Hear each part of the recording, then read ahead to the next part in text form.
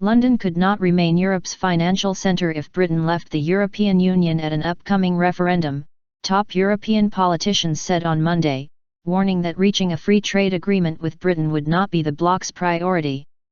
Painting a bleak picture for Britain outside the EU during a simulated negotiation of what would happen in the event of an outvote, politicians from several European countries said Britain would not be able to cherry-pick a New Deal post-exit. There is no such thing as a free lunch.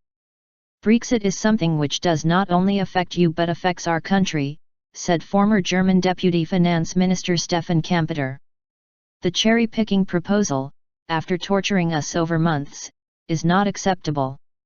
Kampeter said Germans would not back their government agreeing to a post-Brexit deal that gave London an advantage over Frankfurt as a financial centre, while former Irish Prime Minister John Bruton said Dublin would seek to take London's crown.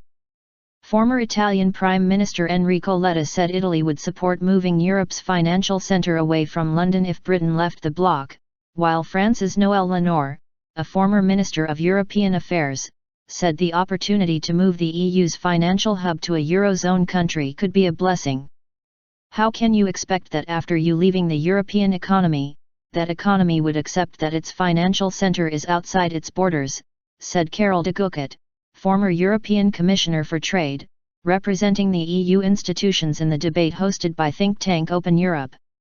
Representing Britain, former Finance Minister Norman Lamont said Britain would seek to cooperate with its former partners in areas such as trade and security, but the other 8 countries represented quickly lined up to make clear it would not get an easy ride. You were our best friend, and we had a marriage. Now we are divorced, said former Swedish Minister for Trade Eva Björling. Bruton said Ireland expected the European Commission to drive a very tough deal with Britain in any trade talks, while others said the EU's priority would be completing existing negotiations such as the TTIP deal with United States.